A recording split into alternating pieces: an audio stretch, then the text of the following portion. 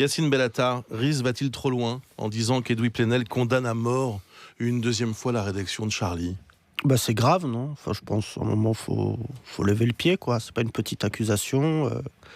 Je pense qu'Edoui Plenel, on peut lui reprocher notamment une moustache un peu douteuse, beaucoup de choses. Mais de là à dire que, quand même, quasiment, il tient la prochaine Kalachnikov qui va rentrer dans la rédaction, ce qui, je souhaite, n'arrivera jamais, évidemment.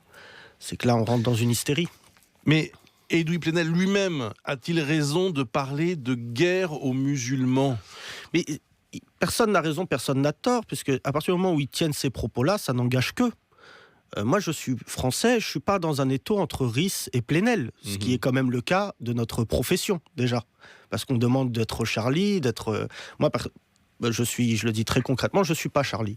Parce que je suis pas un homme de slogan et je choisis pas mes deuils. Je suis pas Charlie, je suis pas Nice, je suis français et tout ça fait que je suis toujours en deuil quand il y a un malheur sur le territoire français. Par ailleurs, ne pas être d'accord, ça veut pas dire qu'on est forcément dans la détestation.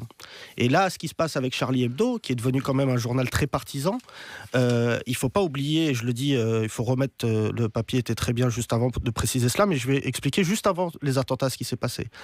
Charlie Hebdo, par rapport à la ligne qui était la leur et qui est encore la leur concernant ce type de propos, était un journal qui allait mettre la clé sous la porte. Ce qui a fait que Charlie Hebdo aujourd'hui est un journal très riche, c'est ce malheur. Alors je ne vais pas poser la question, je pense que Riss préfère récupérer ses copains que d'avoir des millions d'euros sur un compte. Par ailleurs, cette ligne éditoriale qui est celle de Charlie n'est pas celle qui était à l'origine de Charlie Hebdo et d'Harakiri.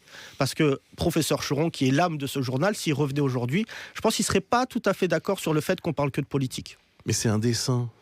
Absolument. Yacine Bellatar, vous-même vous êtes sur scène, vous allez très loin dans vos spectacles. Oui, non, mais je vais trop loin, mais après, toujours la question, c'est de savoir qui on a en face.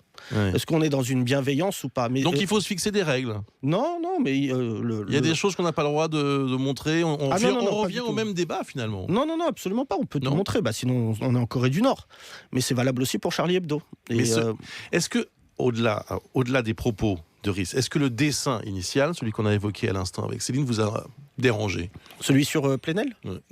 Même celui d'avant, celui sur Ramadan. Non, mais récemment, j'ai appris quelque chose d'assez intéressant. Moi, ça me dérange pas, je suis humoriste. Donc, je suis contraint au même jugement de la part des gens. Si c'est drôle, c'est pas drôle, est-ce que ça vexe ? J'ai eu une petite polémique, moi, sur Radio Nova en début d'année. Bon, on explique, on dit que c'est de l'humour, voilà.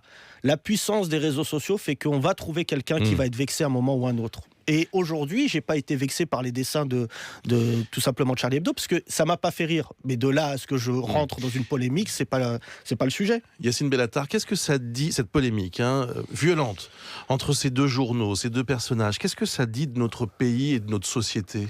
Je pense qu'on mesure à quel point le deuil des attentats de Charlie et ceux du Bataclan n'ont pas été encore vécus de la même manière par tous. Je suis pas d'accord pour le fait que ça devienne une question entre deux hommes, c'est que ça pose la question d'une France qui n'est pas d'accord sur des sujets, mais par ailleurs, je ne suis pas d'accord avec le discours de Charlie Hebdo de disqualifier. Ça, c'est inadmissible. Et c'est valable aussi pour Plenel et c'est valable pour tout le monde. C'est pas parce qu'on n'est pas d'accord qu'on n'a pas raison. C'est juste qu'il faut donner de l'estime à son interlocuteur. Là, Riss, quand il écrit ça, il peut pas dire... Bien sûr qu'on est affecté, pas autant que lui, parce que c'était ses copains, par ce qui s'est passé chez Charlie Hebdo. Et aujourd'hui, il peut pas dire, si vous n'êtes pas d'accord avec moi, c'est que vous êtes avec Daesh. Moi, je le dis souvent sur scène, ce qui est bien en France, c'est quand on n'est pas Charlie, on est Kouachi. Il y a quand même un gap entre les deux. Moi, j'ai le droit à un moment de dire que je suis pas d'accord. Ce qui m'a dérangé, c'est qu'à chaque fois, ça prend une tournure politique.